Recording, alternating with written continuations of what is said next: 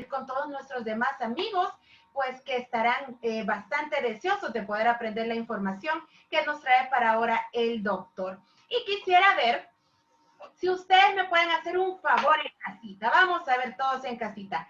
¿Será que podemos poner la cámara por unos 5 minutos? Vaya, no 5, 4 o 3 minutos. Vamos a ver. El doctor solo se ríe. No van a ser 3, doctor, van a ser solamente 2 minutos. Miren qué alegría, tenía siglos de no ver a mi hermana Evi Moreno.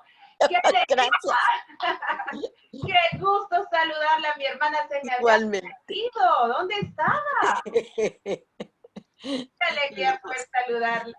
Ya, yo también. También tenemos por acá, ahí vemos la mano de Ashley, ¿será? A la familia Aristondo en pleno. Ay, me encanta ver las manos de ellos. Sí, todas las manitas de ellos ahí.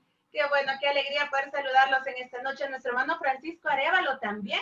Nuestra hermana, ya está, mi hermana Teresita. Siempre un placer verla, mi hermana Teresita. ¿Sabe qué? Gracias por ese apoyo, hermana Teresita. Usted es de las que está siempre constante con nosotros, así que muchísimas gracias, de verdad. A nuestra hermana Laura de Flores. Un abrazo. Un abrazo, un abrazo también, a todos. también a nuestra hermana Laura de Flores la tenemos por acá. A nuestro hermano Carlos Guillermo, un saludo para ambos, bendiciones. A nuestra hermana Nita también la tenemos por acá. A Marce, que ahí se está queriendo meter, ¿verdad? Porque Ben no le da permiso, dice, entonces hay que hacer... Ay, sí, está toda la familia completa, qué bueno. Marce, hasta sentir ahí. Muy bien, tenemos a mi abuelita Ofelia, un saludo muy especial y un beso para usted. También tenemos a nuestra hermana María Coralia de Reyes, a nuestra hermana Blanquita, bien acompañada por ahí, ¿verdad? Con su papi, que me alegro. Bendiciones. Nuestra hermana Miriam también la tenemos por acá, creo que desde Estados Unidos, así que un saludo muy especial para usted, mi hermana. Y no sé si hay más cámaras, ¿se va a pasar ahí? No, ¿verdad? No. Tenemos también a nuestro hermano Manuel, a nuestro hermano Ángel, Alex Ángel, Isabel Godofredo, Miranda, Marlene Ventura, Flor Arévalo, Isabel Coreas, nuestro hermano Roger Penado, Tableta Lenovo, nuestra hermana Daisy López y nuestra hermana Cindy. Un saludo muy especial para todos ustedes, esperando que la paz de nuestro Dios pueda estar en su corazón y en su familia. Vamos a cantar nuevamente. ¿Qué les parece si cantamos nuestro himno tema de esta semana? Un himno muy alegre, un himno muy bonito que nos ayuda a ¿qué? A poder pensar en la salud y poder querer tener un deseo, el deseo de vivir sano y muy feliz.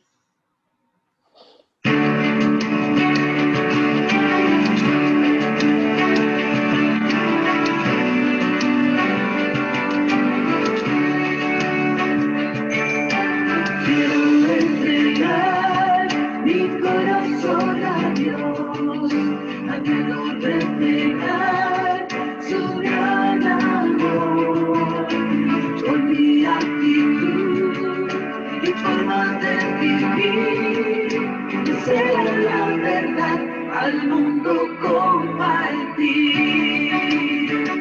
Yo quiero vivir sana y feliz, que el mundo vea a Cristo en mí. Como Daniel, como José, quiero honrar a mi Señor y Rey. Busquemos feliz, yo quiero ser.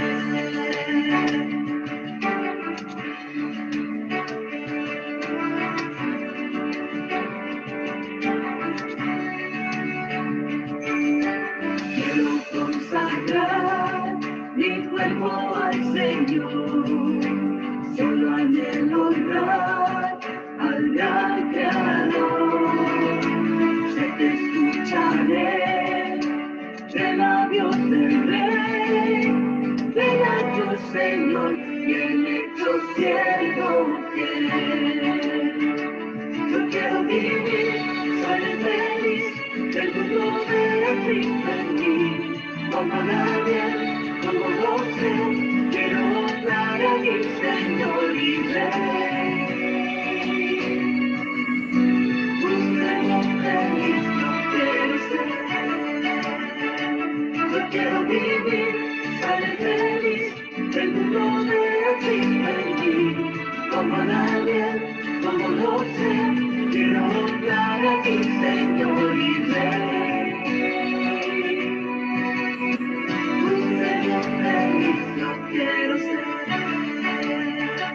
Yo quiero vivir tan feliz que el mundo vea Cristo en mí. Como Daniel, como José, quiero honrar a mi Señor y Rey. Un Señor feliz yo quiero ser. Un Señor feliz yo quiero ser.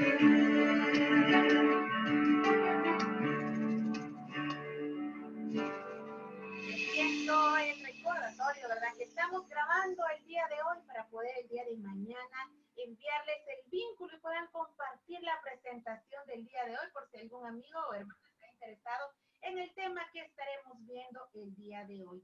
Y queremos invitar a nuestra hermana Florcita Arévalo, ella está encargada de una oración muy especial, la oración para aquel que tiene el tema el día de hoy. Bienvenida, Florcita, para ti es el tiempo. Gracias, hermanita. Buenas noches a todos los hermanos que nos acompañan. Es una bendición tenerlos cada noche. En este momento les quiero invitar para que inclinemos nuestros rostros y podamos orar. Querido Jesús, te damos gracias porque siempre nos bendices, porque siempre estás con nosotros, porque nunca nos abandonas. Gracias porque todas las semanas tú nos das un tema, nos das algo que nos edifica y que nos bendice aún más, que nos recuerda que tú estás con nosotros. Esta semana te agradecemos por todos los temas de la salud. Sabemos que nuestro cuerpo es templo y morada del Espíritu Santo y que debemos de cuidarlo, y tú nos das las pautas de cómo podemos cuidarlo. Gracias, Señor, porque siempre has pensado en cada detalle para nuestro bienestar. En esta noche te pedimos por la bendición de nuestro hermano Gutiérrez, quien nos va a dar el tema esta noche, que pueda ser de mucha bendición para nosotros, que podamos aprender y que siempre podamos pensar en nuestro bienestar, así como lo haces tú, Señor. Te pedimos que te quedes con nosotros, en el nombre de Jesús. Amén.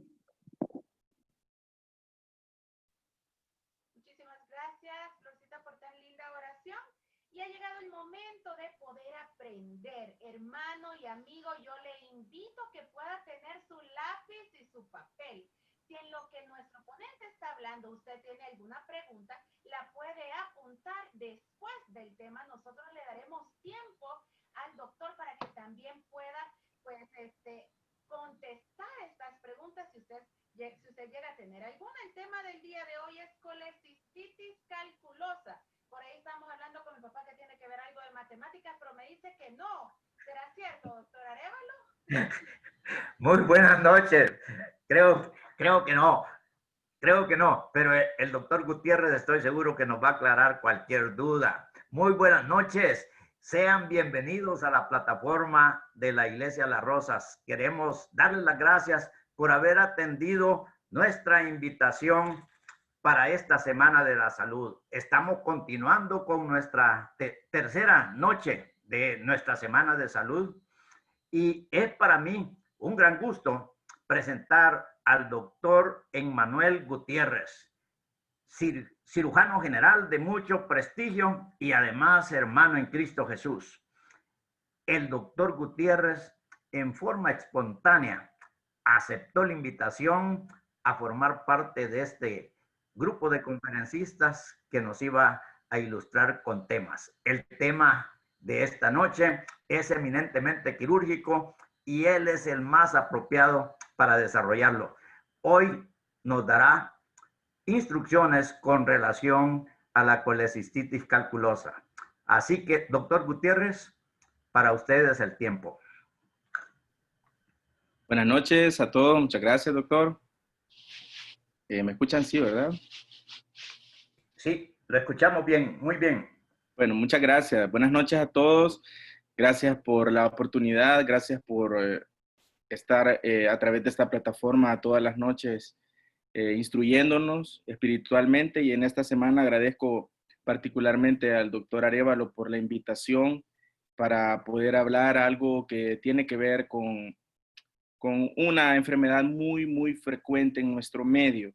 Antes de abordar el tema, quiero agradecer hoy que tengo la oportunidad a la Iglesia de las Rosas, a la organización de esta plataforma, porque día a día nos han llevado y nos están llevando en oración a mucho personal de salud que está ahorita en medio de esta pandemia. Ustedes saben que es una situación bastante difícil, sin embargo, hemos visto la mano de Dios día a día y la seguimos viendo. Así es que hay muchos médicos que no pertenecen a nuestra congregación, pero también les agradecen el hecho de que estén tomándonos en cuenta y estén intercediendo ante el Señor por nuestra situación.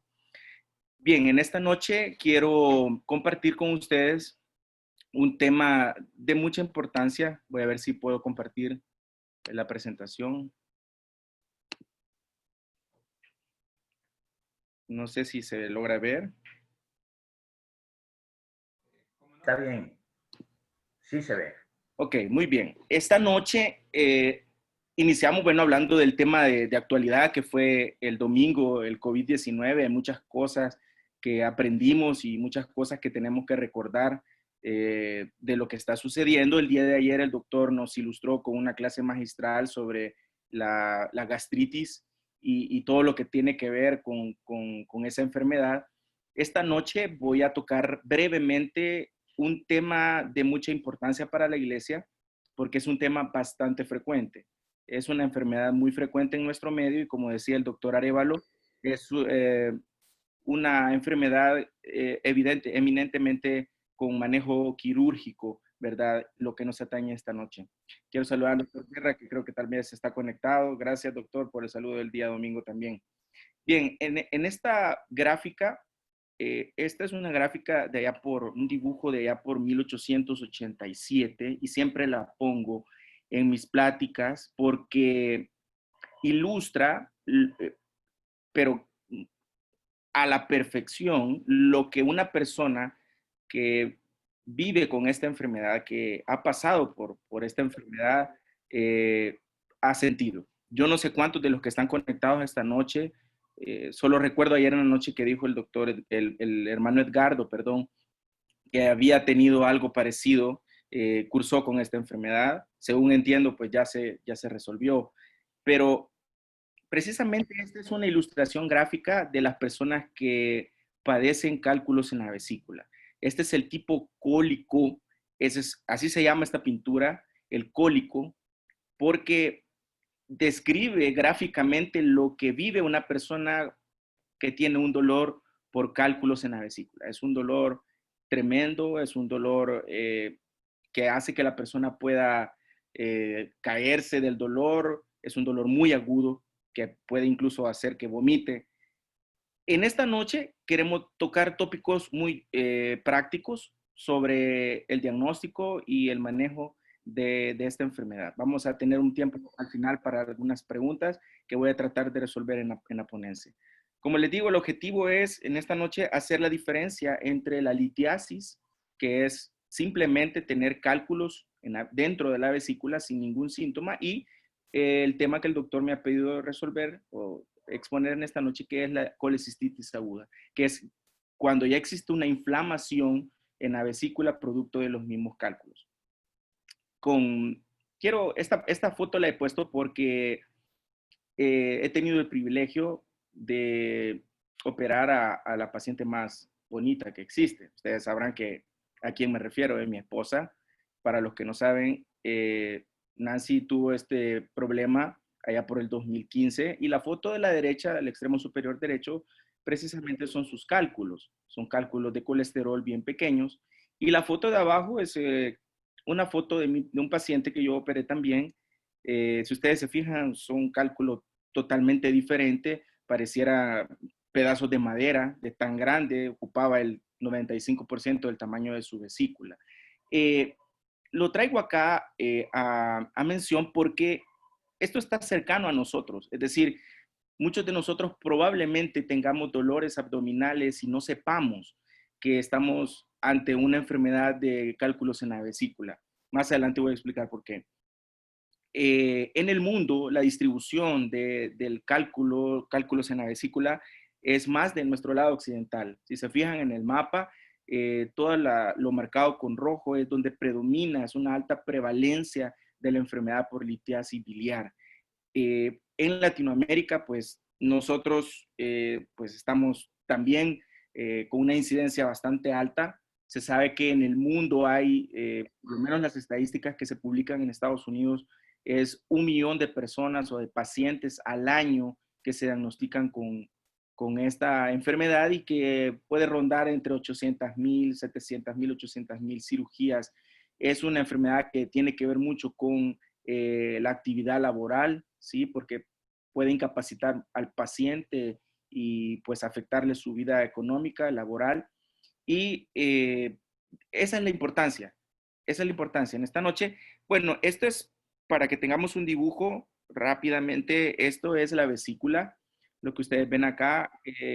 Yo he puesto el complejo coledociano y el duodeno, pero la vesícula forma parte de las vías biliares extrahepáticas y como voy a describirles más adelante, tiene una función bien específica en la digestión de los alimentos.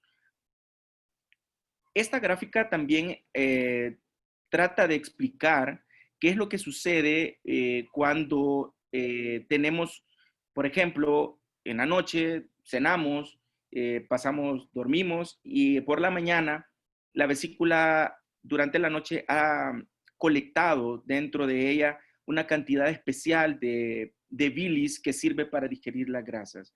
Cuando nosotros ingerimos los alimentos, sucede que entre 20, 15 a 30 minutos máximo después que ingerimos los alimentos, por un estímulo neurohormonal, por la misma comida, activada en el duodeno, que es la parte del intestino delgado donde se secreta la bilis, la vesícula, perdón, se contrae y logra depositar todo el contenido de la bilis al intestino.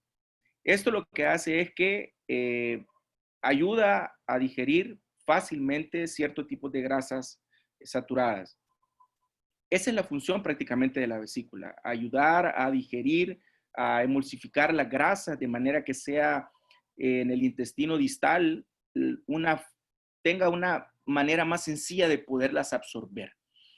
Ahora bien, fíjense bien este detalle. Estos datos no son nuestros, sin embargo, en Latinoamérica el porcentaje puede variar, pero son bastante similares. Es mucho más frecuente arriba de los 40 años. Eso no quiere decir que no exista abajo de ese rango o en edades mayores, pero se ha notado, se ha observado que pacientes arriba de los 40 años presentan con más frecuencia cálculos en la vesícula. La relación puede variar, pero se conoce que es una relación de 3 o de 2 a 3 mujeres por un hombre. Es más frecuente en la mujer, como lo vamos a ver más adelante. También en Latinoamérica, como les decía, del 5 al 15% de la población total puede tener o padecer de esta enfermedad. Y bueno, en Latinoamérica la incidencia más alta está en Chile y en México. Mujeres 44% de la población, es un dato bastante alto, o sea que casi la mitad de los pacientes pueden llegar a presentar, de las mujeres pueden llegar a presentar esta enfermedad. En México la incidencia, como les decía, es casi similar, pero bastante más baja. Ahora, para entrar en profundidad con el tema, el término colelitiasis lo que simplemente quiere decir que son cálculos dentro de la vesícula, o sea, que hay cálculos dentro de la vesícula. Colelitiasis es el término clínico, que quiere decir que hay litos o cálculos dentro de la vesícula biliar.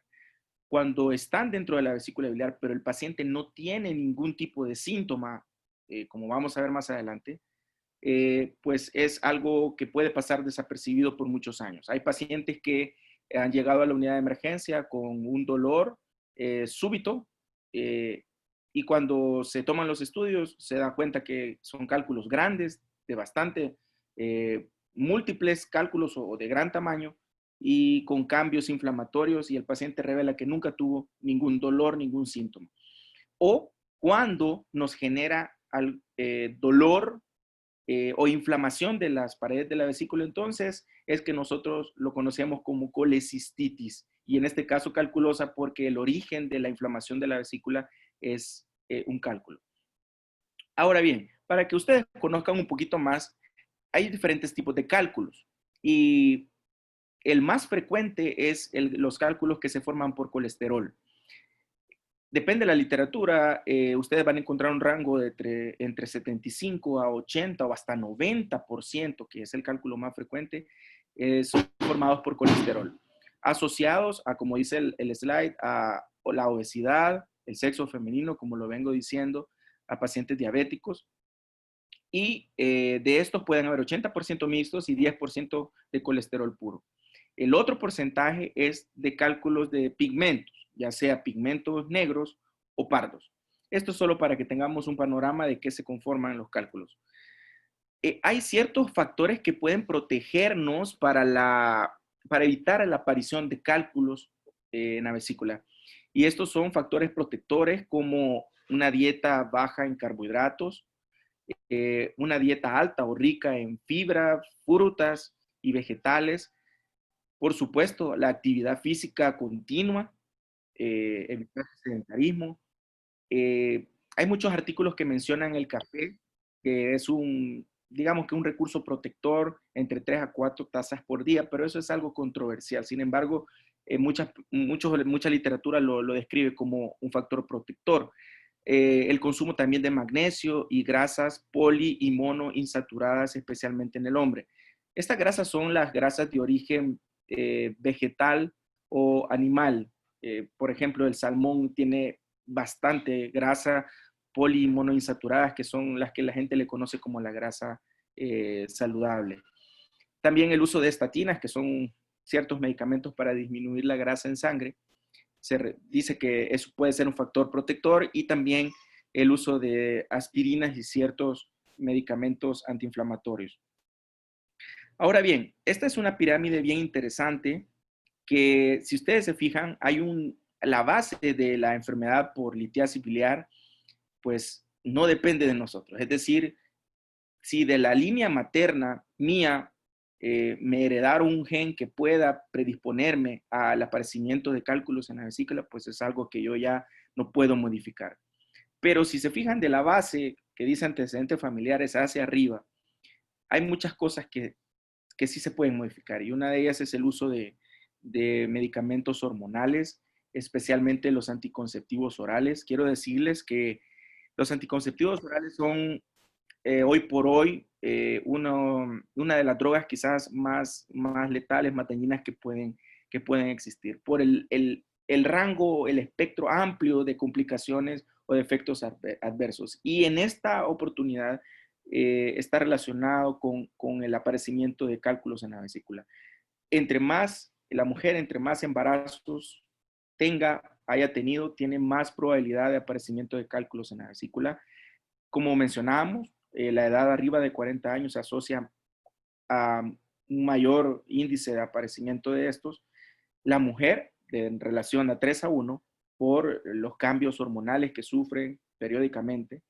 Y en la punta de la pirámide se encuentra la obesidad asociada al sedentarismo, ¿verdad? Esta es una diapositiva donde trato de resumir todos los fenómenos que pueden alterar la función normal de la vesícula. Puede ser que estemos consumiendo demasiado colesterol en nuestra dieta, del colesterol que no es saludable, y también un desbalance entre comer demasiado colesterol y también no hacer ejercicio, es decir, tener una vida bastante sedentaria.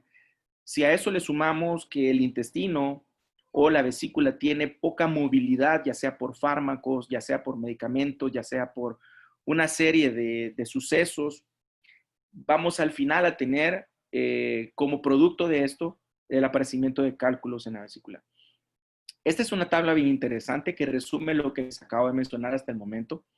Y si se fijan al lado izquierdo, dice que hay factores de riesgo para el aparecimiento de cálculos en la vesícula. Y ustedes lo pueden leer todos, ahí es un resumen.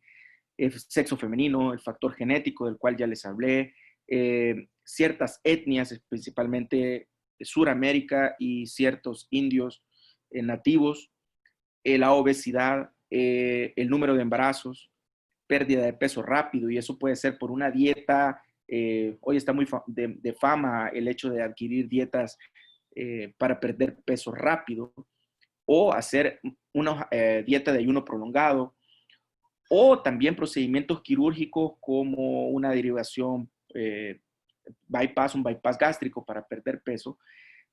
Eso hace que el paciente pierda peso rápido, a una velocidad acelerada, y eso puede hacer que se altere la absorción de ciertas grasas en el intestino distal, y eso generar la acumulación de grasa, de colesterol en la vesícula y la formación de cálculos. Dieta baja en calorías, ciertos fármacos, los estrógenos, anticonceptivos orales, el antibiótico más prescrito en la actualidad por cualquier tipo de infección, que es la ceftriaxona. La ceftriaxona puede acumularse, como todos sabemos, puede ser que tenga depósito en la vesícula biliar y en el hígado, y eso puede hacer que la persona tenga una predisposición a formar cálculos. Enfermedades del intestino, enfermedad de Crohn, que es una enfermedad inflamatoria intestinal, la diabetes, pacientes en estado crítico que reciben alimentación por la vena, bueno, etcétera, actividad física disminuida. Y si se fijan, factores de riesgo y fisiopatología, y lo describe por qué se da y cuál es cada uno de los factores de riesgo, y esa es la explicación de cada uno de ellos. Ahora, esto es algo que los colegas que me acompañan saben que lo aprendimos desde el pregrado, pero sigue siendo válido. Es decir, aquello cuando nos decían que cuáles eran las reglas mnemotécnicas para aprender a diferenciar, a asociar, mejor dicho, el aparecimiento de cálculos en la vesícula, y eran las 4F.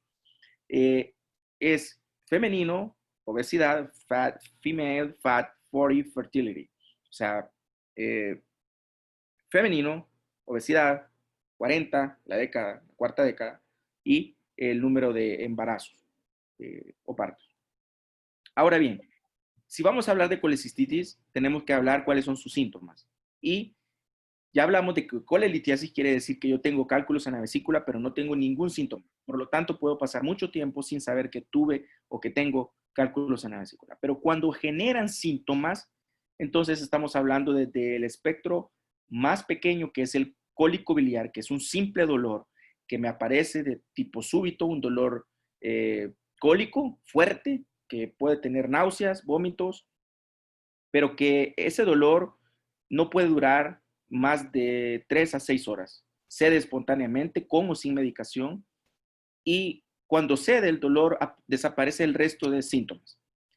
Desde eso hasta una colecistitis aguda, donde el dolor no se quita, hay aparecimiento de otros síntomas como náuseas, vómitos, ya hay aparecimiento de escalofríos o fiebre, y evidentemente hay un dolor abdominal continuo que puede iniciar en la boca del estómago y puede también localizarse típicamente bajo de la costilla derecha.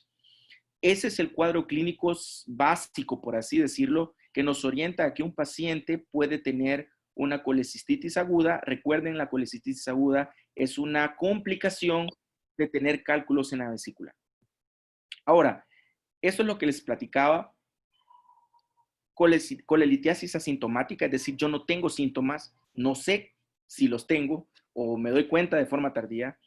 El cólico biliar, que es lo que les acabo de describir, que cede espontáneamente en un lapso de 3 a 6 horas. La colecistitis aguda es el siguiente paso, donde hay una obstrucción de la vesícula, por lo tanto me genera los síntomas que les acabo de explicar. Y puede haber también que tenga episodios frecuentes de colecistitis que han recibido terapia médica, es decir, medicamentos analgésicos, antiinflamatorios, antibióticos, de manera que lograron desinflamarla, pero me generaron cuadros de colecistitis crónica.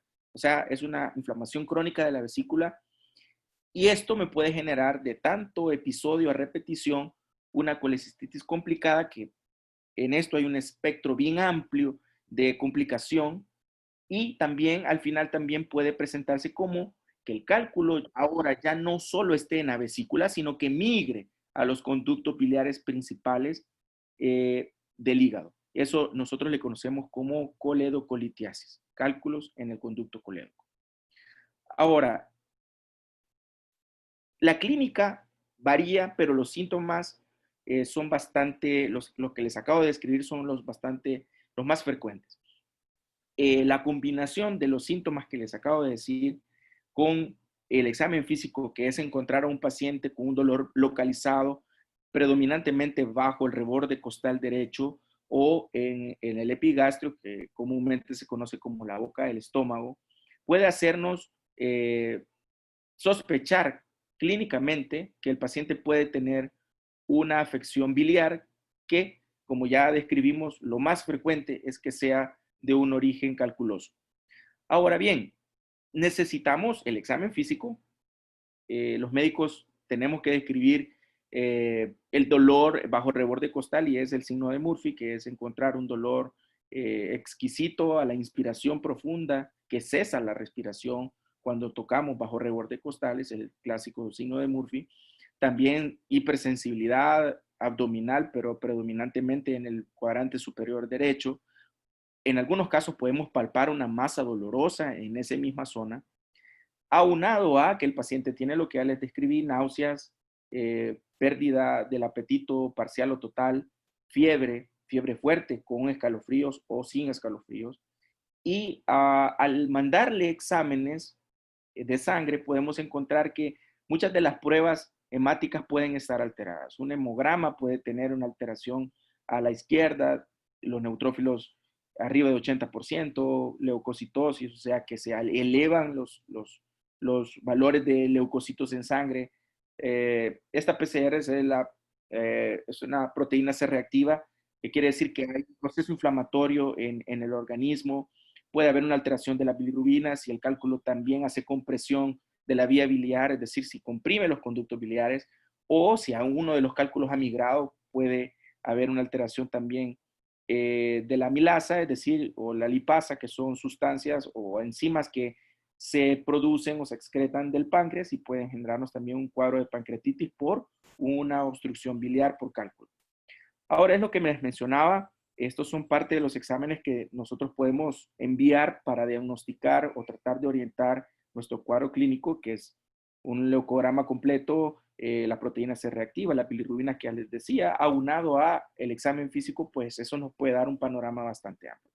Sin embargo, debemos documentarlo o debemos de complementar nuestro diagnóstico clínico con un estudio de imagen. En este caso, hay muchos estudios que podemos mandar, pero el estudio que tiene mayor sensibilidad y especificidad para identificar cálculos y o inflamación de la vesícula relacionada a los mismos es la ultrasonografía o el sonograma abdominal. Es quizás el estudio más frecuente, es que en nuestro medio el estudio más indicado por la razón que les acabo de describir. Es el estudio que puede decirme con mayor exactitud si en la vesícula o en las vías biliares hay presencia de cálculo o no. Si ustedes se fijan en esa foto donde está marcado, dice la flechita del lado izquierdo dice vesícula biliar y hay una imagen blanca que ustedes ven ahí donde dice lito. Lito quiere decir cálculo. Y es bien característico porque está la vesícula llena de líquido, pero tiene aquí este cálculo que genera una sombra y eso es para el médico radiólogo característico de que es un cálculo. Esto se llama el signo de West, que es pared de la vesícula, eco, o sea, el cálculo y la sombra que este genera. También hay otros estudios como estudios más básicos, como por ejemplo la radiografía simple de abdomen, pero no tiene tanta especificidad para decirme si hay cálculos o no, porque podría solo identificar cálculos de gran tamaño y cálculos calcificados. Y por el otro lado tenemos el scan, que es la tomografía abdominal, pero tiene más sensibilidad para hígado y vísceras sólidas. Por eso es que siempre preferimos la ultrasonografía antes que la tomografía, porque la ultrasonografía no revela mayores datos de esta enfermedad. Ahora bien, en esta en esta diapositiva quiero mencionar lo que el doctor Arévalo ayer explicaba perfectamente. Hay diagnósticos diferenciales, es decir, hay enfermedades que pueden tener síntomas que se traslapan o puede tener síntomas que comparten o pueda confundirnos pensando que es, por ejemplo, el tema de ayer, que es bien común en mi consulta tener pacientes que llegan explicándome que ellos padecían de gastritis y que habían sido tratados por gastritis, cuando en realidad lo que ellos tenían es cálculos en la vesícula. Es decir, puede confundirse al inicio, y dependiendo del tamaño de los cálculos también y el número de cálculos, con una gastritis, una gastroduodenitis, porque el dolor es a predominio de la boca del estómago, a predominio del epigastrio. Entonces, hay diagnósticos a considerar y quizás con el que más se puede confundir es con la gastritis. El paciente se automedica inclusive con los medicamentos que el doctor mencionó ayer, desde ranitidina, bismuto, omeprazol, etcétera, pero esa gastritis nunca mejora. Y nunca mejora porque el dolor no es generado por una gastritis. Pueden coexistir y a veces también hay cuadros que pueden presentar cálculos más gastritis o gastritis más cálculos, pero ninguna mejora por completo, ¿verdad? Puede haber casos raros, pero por la posición anatómica, una apendicitis aguda que esté muy cerca del hígado puede similar o darnos la idea de que puede ser una colecistitis. La colangitis, que es una infección de las vías biliares por obstrucción. La úlcera gástrica o úlcera péptica, ya cuando está complicada, que está perforada. Una pancreatitis aguda que se conoce como la mayor simuladora de dolor abdominal que existe porque puede simular cualquier otra enfermedad.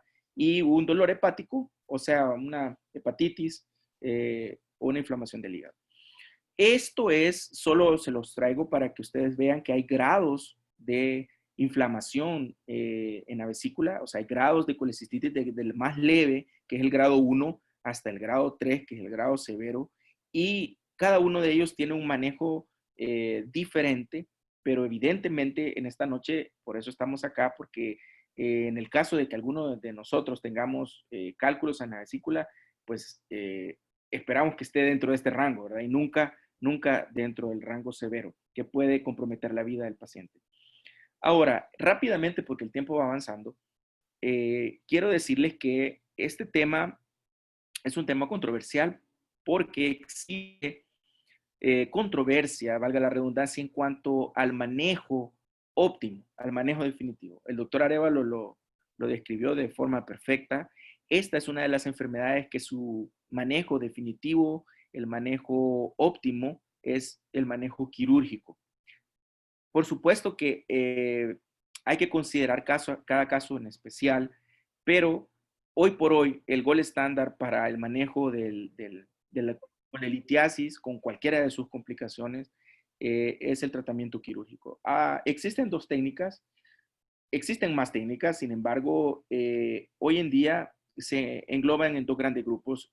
La técnica tradicional o convencional, que es la técnica abierta, que recordarán que era aquella cirugía donde hacía una incisión bajo el reborde costal, una incisión muy grande de 10, 12, 15 centímetros, y a través de esa accedían a la cavidad abdominal y quitaban la vesícula. El paciente, por supuesto, que su recuperación era más lenta, mucho dolor, con alta probabilidad de generar una hernia de la pared abdominal, infección del sitio operatorio, dolor crónico, etcétera, etcétera, etcétera. Hoy en día, desde 1984, un ginecólogo fue el primero que introdujo la técnica de mínima invasión. Fue un alemán que introdujo la técnica que hoy se conoce como cirugía de mínima invasión o cirugía laparoscópica. La cirugía de mínima invasión engloba una cantidad de técnicas desde la cirugía laparoscópica convencional, la cirugía robótica, la cirugía de puertos reducidos, cirugía de mínima invasión a través de orificios naturales, cirugía sin huella, etcétera, etcétera, etcétera, con el único objetivo de hacer que la recuperación del paciente sea mejor, sea más rápida, se incorpore más rápido a sus labores, tenga menos, digamos, tasa de complicaciones, menos dolor menos infección del sitio operatorio y se realice el mismo objetivo, que es quitar la vesícula. El tratamiento, como les mencionaba, es hoy por hoy la cirugía laparoscópica, por lo que les acabo de mencionar. Y ahí lo dice la diapositiva. Son incisiones bien pequeñas, incisiones de menos de 1 centímetro. La recuperación es mucho más rápida, requiere menos analgésicos, requiere menos días en el hospital. Por ende, la vida del paciente se reincorpora mucho más rápido a su vida laboral. Y por supuesto pueden haber ciertas complicaciones que no es el tema de hoy.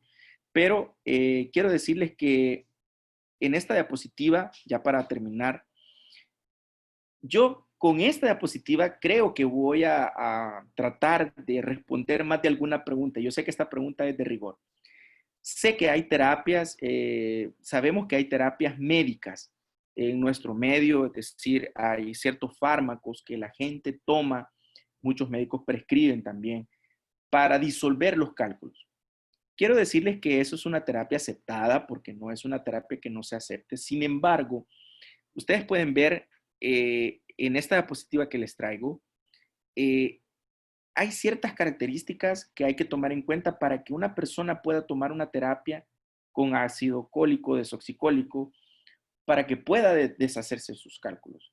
Y cada día van entrando en un espectro mucho más reducido, es decir, van quedando indicaciones bien precisas para poder hacerlo. En lo personal no lo comparto porque hemos visto pacientes que han utilizado estos medicamentos para disolver los cálculos de la vesícula y han terminado en pancreatitis, han terminado en colangitis, han terminado en un serio problema de salud por tratar de ahorrarse la cirugía. Yo sé que a la hora de pensar en una cirugía, pues todos, sin excepción, lo pensamos muchas veces, por supuesto.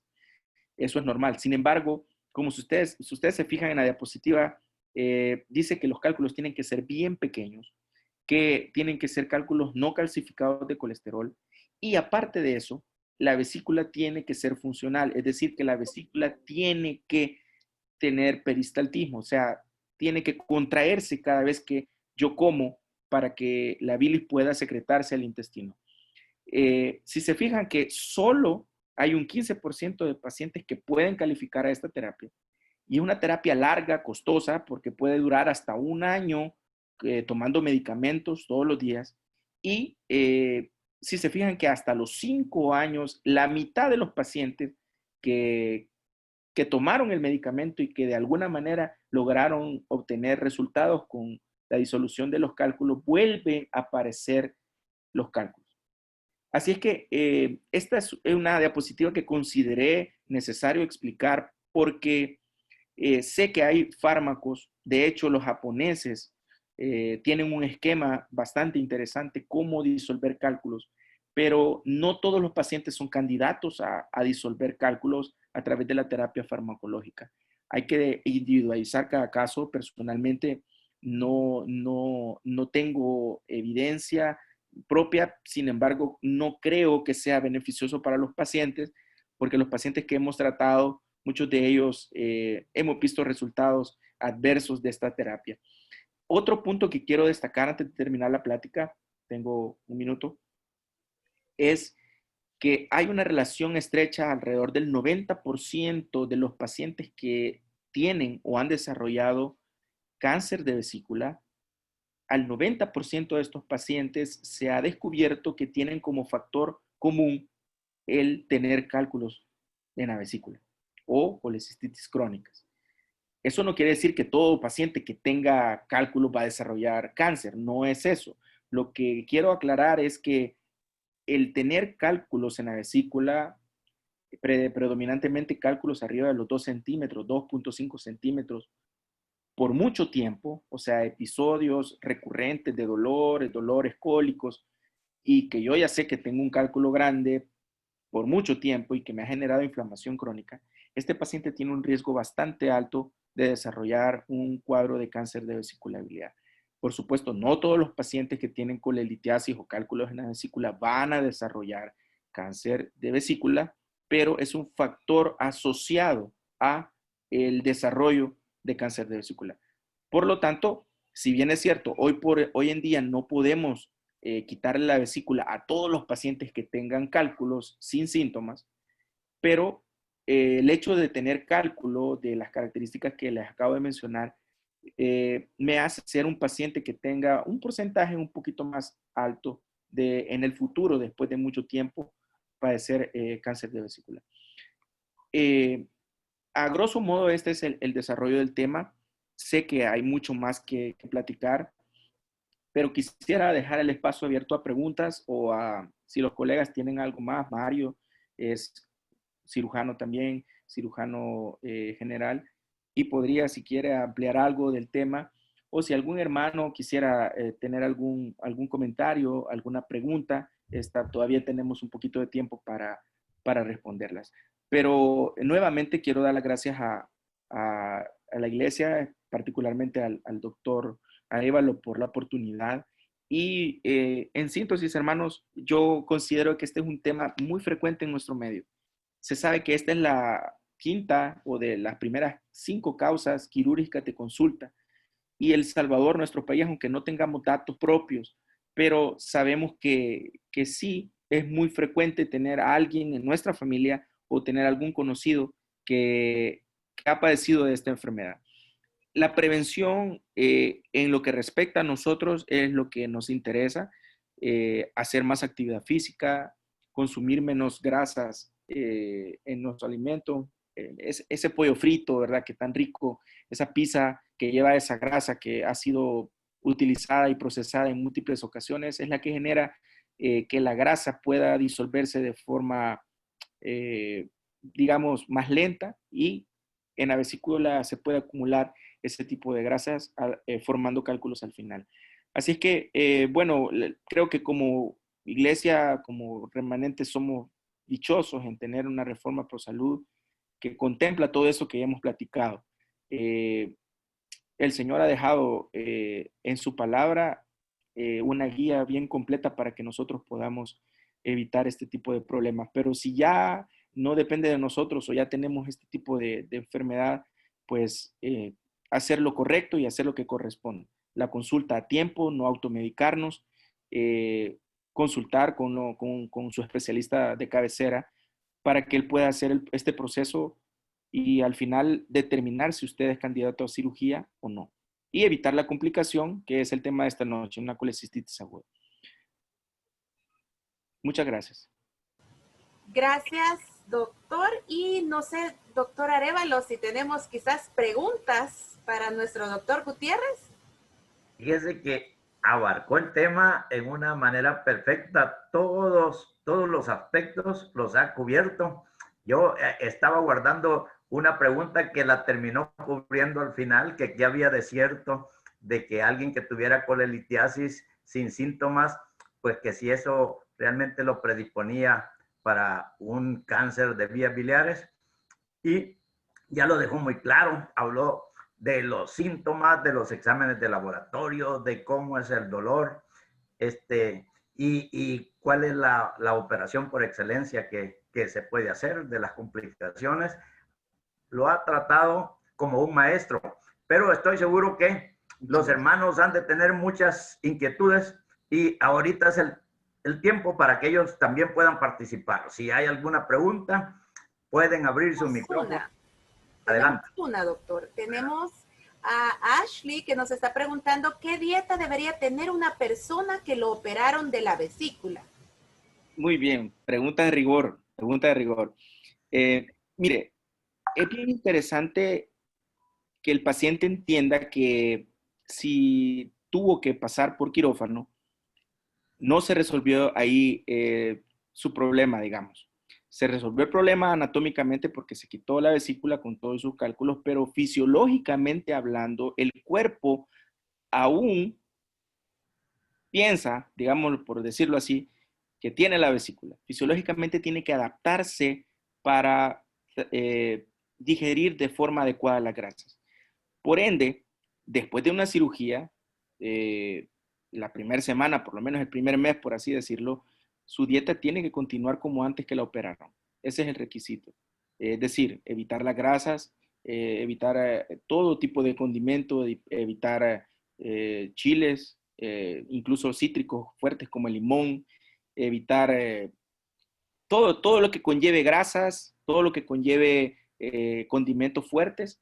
¿Por qué? Porque eso me va a activar ese mecanismo, ese clic para que la vesícula se contraiga, y es lo que los pacientes pueden tener después de operado. Pueden llegar a sentir que no les han hecho nada porque pueden sentir un dolor igual o más fuerte que antes de la cirugía, y es por lo mismo, porque el estímulo neurohormonal de las grasas estimula la contracción de los conductos biliares y eso puede generar dolor. Por lo tanto, cada paciente es diferente. Yo he tenido pacientes que a la semana están comiendo grasa y nunca les ha pasado nada, nunca han tenido un dolor. Pero también hay pacientes que pueden tener un proceso de recuperación lento hasta de 6 semanas, 6 meses inclusive, donde tienen que ir utilizando, incluso tenemos que dar ciertos medicamentos, enzimas digestivas para que el cuerpo vaya logrando digerir las grasas. Muchos de ellos, al comer una sopa, por ejemplo, con mucha grasa, pueden tener episodios hasta de diarrea, porque la grasa no se absorbe por completo. Así es que yo recomendaría que después de una cirugía de vesícula, por lo menos las primeras 4 semanas, dieta alta en fibra, rica en fibra, disminuir lo más que se pueda las grasas, porque eso puede generar mucho dolor, muchos líquidos, mucha agua, una dieta bastante balanceada, mayormente rica en fibra y disminuida en carbohidratos y en grasas.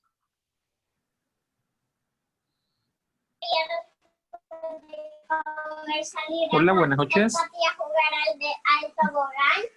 Felicitando al doctor Gutiérrez por la presentación magistral que ha hecho, didáctica, ¿verdad? Y nada más tal vez abonar un parte a las cosas que él ha mencionado. Todos le tienen miedo a la consulta, le tienen miedo a la cirugía y más miedo a la cuenta, ¿verdad, Manuelito? Así sí. Que quizá lo importante también de todo, abonar al tema, que al tener un cólico biliar, como lo manejábamos siempre, una comida nos puede causar ese dolor. Un cólico simple nos dura 2 horas, un cólico complejo 6, pero ya más de 6 horas tenemos que ir preguntándole al médico sin temor, porque él ya mencionó, en resumen, las principales complicaciones. Es más fácil al final, con cálculos que es inflamada, o una colangitis, que si no se maneja, eso es mortal 100% porque es pus en la vía biliar. Que los diagnósticos diferenciados que hizo fueron totalmente certeros, hay que hacerlo, ¿verdad? Y pues, y como dijo el doctor Arévalo, en la vesícula por mucho tiempo, yo he leído estudios que a los 20 años de tener cálculos en la vesícula, hace la vesícula en porcelana y después viene el cáncer, aunque no síntomas. Por eso los cirujanos siempre vamos a esas mejores condiciones en el mejor momento. Y totalmente de acuerdo con el manejo médico que algunos ofrecen. Yo les explico que es cuestión de tuberías. Y las tuberías son del conducto cístico de 2 a 4 milímetros. Y esto puede hacer que algún cálculo quede trabado en esas válvulas de Heister y tener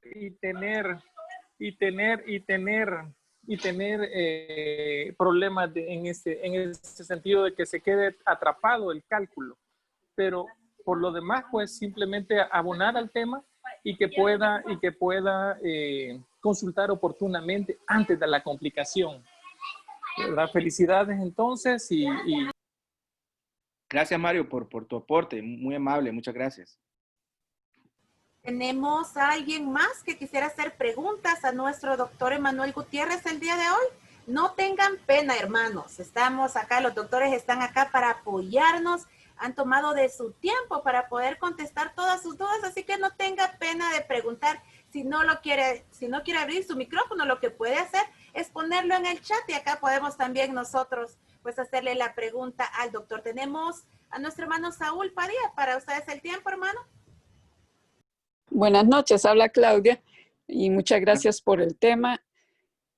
Tengo un poquito de duda con respecto a cuál podría ser como el parámetro para indicarme el momento ideal, o el momento exacto, perdón, para hacer una cirugía de vesícula.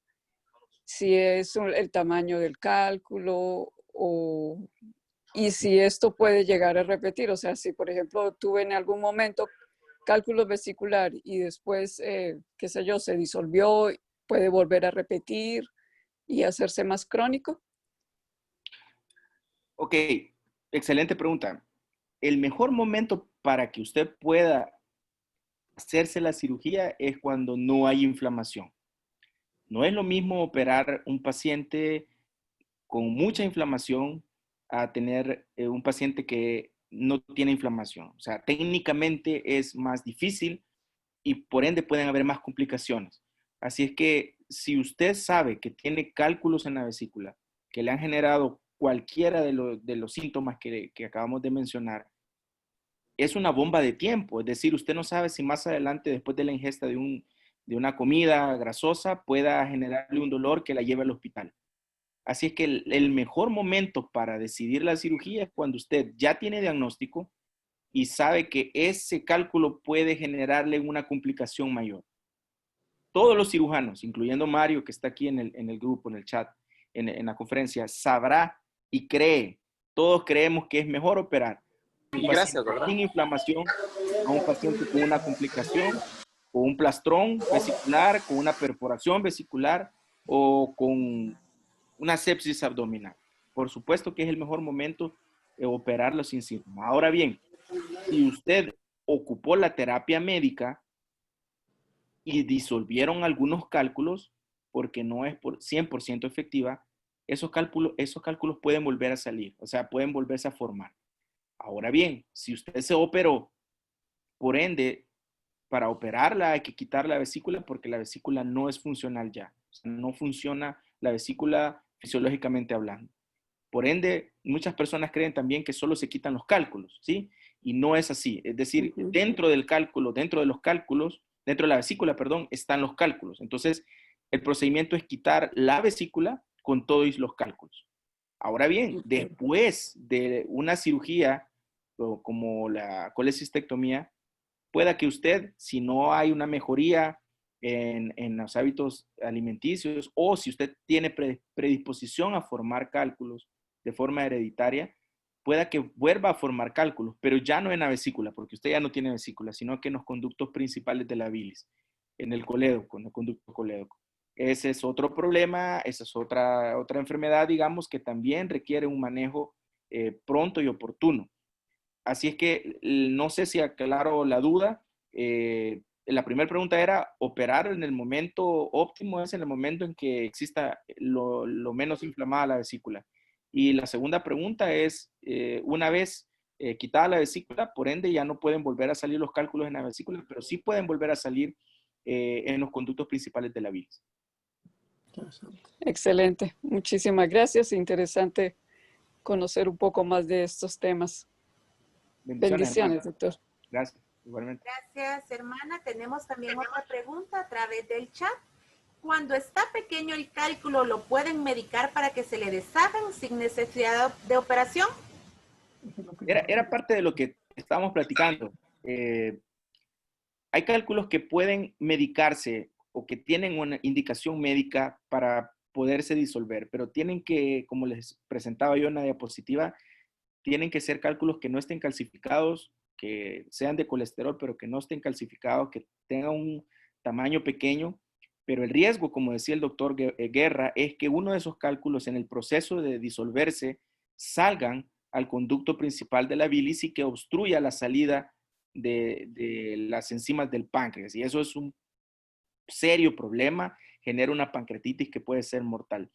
Por lo tanto, yo le aconsejo de que consulte con su médico, que analicen el caso de forma individual.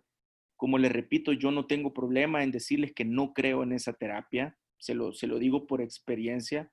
Creo que Mario tampoco, bueno, no sé, pero por lo menos personalmente no lo creo, porque hemos visto muchas complicaciones con los pacientes. Probablemente quizás no sean candidatos a poder disolver los cálculos y el paciente con el afán de evitar la cirugía evidentemente toma el medicamento y termina mal.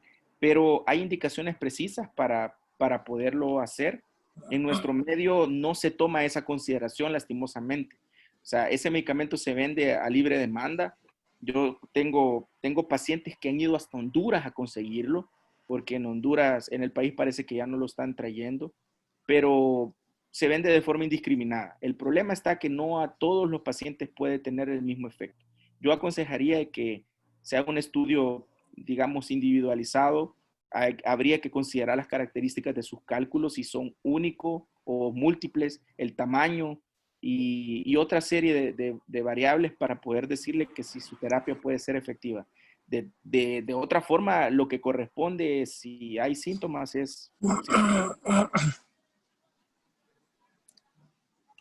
Totalmente de acuerdo con el doctor Gutiérrez, que yo no he visto ningún paciente que tenga cálculos que con tratamiento médico le hayan sacado los cálculos. Terminan en cirugía y más complicaciones, ¿verdad? Así que de acuerdo, muy escogido el paciente, porque tiene alguna indicación médica que no permite la cirugía en ese momento. Pero no le tenga temor, la recuperación es rápida y si está en buenas manos, mejor pida una segunda opinión que le vamos a ayudar en la medida que podamos, todos, ya sea con las recomendaciones dietéticas, con medicamentos y prepararlos si fuera necesario. En nuestro medio siempre hay 3 formas de operarse: privado, institucional, ya sea el seguro o el Ministerio de Salud. No tenga miedo. Tenemos también manita levantada de nuestro hermano Ariosto Saifón. Puede abrir su micrófono, hermano. Hola, saludes Manuel, soy tu cuñado, saludes. Solo Cuñado. Quería hacerte una pregunta aquí, saludos aquí desde Canadá. Saludos. Sabes, mi esposa hace como 18 años la operaron y le extrajeron la vesícula. Aquí en Canadá volvió a generar otro cálculo y lo operaron. Ahora, la pregunta mía es, ¿qué riesgo hay o qué precauciones hay que tomar para no volver a hacer que no vuelva a salir otro cálculo? Fíjate que básicamente hay 2 cosas que se pueden modificar. Uno es la actividad física, Ariosto. Es decir, los pacientes que han hecho coledocolitiasis, o sea, cálculos en las vías biliares, tienen un porcentaje, aunque mínimo, pero de recurrencia. Es decir, pueden volver a generar un cálculo nuevo. La actividad física disminuye mucho la probabilidad de formación de cálculos. Y lo otro es una dieta altamente rica en fibra, ¿verdad? En cualquier de las presentaciones, frutas, hortalizas o fibra ya digamos, prefabricada. Eso ayuda mucho a que la síntesis y la absorción del colesterol en el duodeno y en el intestino distal se reabsorba con mayor facilidad. La parte genética probablemente no sabemos si ella tiene una parte genética importante que predomine para formar cálculos, pero la parte modificable es la actividad física constante y la dieta, ¿verdad? El equilibrio de estas 2 cosas puede hacer, cuñado, que en el paso de los años no se forme, pero no es un porcentaje, digamos, no, el 0%, o sea, hay una probabilidad siempre de formación de cálculos, pero con estas 2 medidas puede que disminuya la probabilidad de aparecimiento de cálculos. Ok, muchas gracias, un abrazo a la distancia. Saludos. Tenemos también a nuestro hermano Edgardo, creo yo que tiene una pregunta. Gracias, Rutia. Gracias, hermanos, doctor Arévalo, por hacer esta semana, por tener esa iniciativa de llamar a los médicos, a quien les estoy agradecido, principalmente a mi hermano doctor Guerra, quien me ha visto por tantos años desde que entré a la iglesia, doctor Arévalo, que me trató el año pasado por problemas de gastritis relacionados al Helicobacter pylori, y doctor Gutiérrez, gracias por lo que ha tratado hoy, porque yo he sido un caso de esos casos duros, porque se me traslapó el año pasado el problema del Helicobacter pylori, que me generaba ya los dolores serios en la boca del estómago y las úlceras y los reflujos, pero tenía ya la vesícula también llena de lodo biliar y había salido un cálculo enorme que en algún momento se fue por el coledo y se ubicó ahí y ya tenía 1 centímetro. Entonces, el doctor Arévalo me trató súper bien con todo el tratamiento, pero cuando él ya se dio cuenta que después del tratamiento del Helicobacter pylori no disminuían los síntomas, entonces él fue el que me dijo, hay que hacerse una ultra. Eso fue un sábado en la noche después de tener una reunión previa de junta en la iglesia. Al día siguiente yo me iba a ir a hacer esa ultra al Profamilia. No alcancé, porque esa misma noche que el doctor Évalo me dijo que me hiciera la ultra, me fui al seguro de emergencia. Un dolor tremendo. Es un dolor horrible que llena la boca del estómago, como que si a uno le hubieran metido una bola de hule que se está inflando e inflando. Se va al lado derecho de las costillas. Me desmayé en una ocasión antes de llegar al seguro de emergencia, vomité, me puse de color verde, amarillo, así me dijeron en el Seguro Social cuando llegué, los ojos se me pusieron amarillos. Bueno, para no cansarles, me hicieron ultras, luego me hicieron un TAC, y mi mayor problema era ese cálculo que se había ido por el coledo, que me había obstruido todo y que ya la bilirrubina estaba en mi sangre. Me hicieron un CEPRE primero, en todo eso me apoyó el doctor Guerra, con todos los profesionales que él me recomendó, y él estaba ahí atendiéndome por teléfono, además de que yo estaba en el seguro, estaba el doctor Guerra. Y luego no me quisieron quitar la vesícula de momento porque estaba demasiado inflamado, y me la quitaron como 15 días después, porque en todos esos días mi bilirrubina no bajaba de 6, 5, 4, cuando la bilirrubina tiene que estar abajo de 1.0. Hasta 15 días después, con 1.5 bilirrubina, ya me pudieron operar para sacarme la vesícula con todo ese lodo biliar. Pero sí les digo, hermanos, créanme, no es nada agradable, porque cuando ya eso llega al tope, es por algo malo que uno hizo. Yo les voy a decir, hermanos, qué es lo que iba así, que me complicó todo. En mis últimos 4 años en el trabajo donde yo estaba, la tensión era tal que yo comía demasiado tarde, yo cenaba demasiado noche, y como ya cenaba con mucha hambre, cenaba bastante, y comía cosas como las que se comen en el almuerzo, pollo, claro, siempre he comido frutas y verduras, pero ya en la noche comía con mucha hambre, y lo que me hizo reventar ya al final fue que ese sábado en la noche había unos chorizos bien ricos, y yo ya andaba con los problemas que supuestamente solo eran por lo de la cuestión del Helicobacter pylori, que ya había sido tratado, y me los como como a las 8:30, 9 de la noche, después de despedir el sábado y toda la cosa, y eso fue lo que me mandó al hospital. La inflamación fue tal que ya no se pudo más, así que ya la operación de la vesícula tuvo que retardarse mucho por la severa inflamación.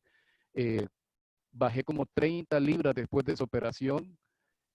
Adelgacé bastante porque me tuvieron mucho tiempo nada por boca, en ambas, tanto en el CEPRE como cuando me quitaron la vesícula. Me cambiaron por completo los hábitos alimenticios. Por supuesto, lo recomendable es, hermanos, cenen temprano, antes de las 7 de la noche. Desayunen bien, como dijo ayer nuestro pastor Elizondo, desayunen muy bien, almuercen moderadamente y cenen, pero cenen tranquilos, cosas que sean como vegetales, frutas, cosas suaves, y temprano, porque a mí lo que más me perjudicó fue que yo había pasado como 2 años súper inflamado de mi abdomen por cenar tarde y cenar bastante, y eso me perjudicó muchísimo. Muchas gracias, hermanos. Gracias, hermano. Y tenemos también por acá una pregunta por el chat. Buenas noches, dice. En mi caso fueron diagnosticados cálculos en la vesícula confirmados con ecografía. Se realizó la cirugía con la laparoscopía, pero en los resultados de la patología no aparecieron cálculos, sino que el resultado hablaba solo de inflamación de la vesícula. ¿Esto puede ocurrir? Fíjese que bien observadora la persona que hace la pregunta. Le voy a explicar. Esto tiene una explicación. Puede ocurrir, puede ocurrir. Le voy a explicar por qué. Si lo hicieron por la laparoscopía, las heriditas son tan pequeñas que a veces hay cálculos, si son mixtos o de pigmentos, que para lograr sacar la vesícula en el orificio menor que su dedo pequeño, o sea, menor de 1 centímetro, hay que meter una pinza especial y fragmentarlos. O sea, hay que quebrarlos. Muchas veces para lograr sacar la vesícula a través de ese orificio hay que quebrarlos. El detalle está que si se logran quebrar todos y eso no se va dentro de la vesícula, el patólogo reporta solo los hallazgos indirectos de que ahí hubo un cálculo, que es la inflamación crónica. Pero para que haya una inflamación crónica, evidentemente tiene que haber una causa, y la causa más común es que sea un cálculo o múltiples cálculos. Cuando son cálculos de pigmentos biliares, esos se deshacen con bastante facilidad a la manipulación, y a veces a la hora de estar haciendo la cirugía, de estar retrayendo la vesícula, pueda que los cálculos se fragmenten y con la bilis se haga un lodo, digamos, por así decirlo, y a la hora de sacar la vesícula, aparece que no hay cálculos. Entonces la gente se aflige porque dicen, bueno, entonces tenía cálculos y ¿por qué me operaron? Pero eso puede suceder. Yo no estuve en su cirugía, pero le puedo decir que posiblemente eso es lo que haya ocurrido. O sea, al momento de extraer la vesícula por uno de los puertos del abdomen, tuvieron que fragmentar los cálculos de su vesícula y eso no se fue dentro de la patología, y eso fue lo que reportó el patólogo. El patólogo solo reporta lo que él mira, y si en la vesícula no iban parte de los cálculos, pues él no puede poner que habían cálculos, pero sí la inflamación crónica es resultado de que ahí hubo cálculos, ¿verdad? Así que eso sí puede suceder. Muchísimas gracias, doctor. Si no hay más preguntas en este momento, vamos a suplicarle a usted, doctor, que nos pueda llevar en oración. Muy bien. Ok, muchas gracias. Oremos. Gracias, Señor, en esta noche por permitirnos tener esta charla, esta plática. Gracias porque tú has dejado, Señor, toda la ciencia para que podamos hacer uso de ella. Todo el conocimiento, Señor, viene de ti, y te agradecemos porque tú eres el médico de médicos y el que nos puedes curar, sanar emocionalmente, pero físicamente también. Señor, ayuda a que estos consejos nos puedan servir, Señor, para mejorar nuestra salud, para cuidarnos más y para obtener, Señor, una ayuda oportuna en el momento que se requiera. Gracias, Señor, por este día, y ayúdanos a tener una noche de descanso reparadora para continuar mañana con nuestras labores. Gracias por tu bendición y por siempre proveer lo mejor para nosotros. En el nombre de Jesús. Amén. Muchas gracias. Amén. Muchísimas gracias, doctor, por habernos acompañado el día de hoy.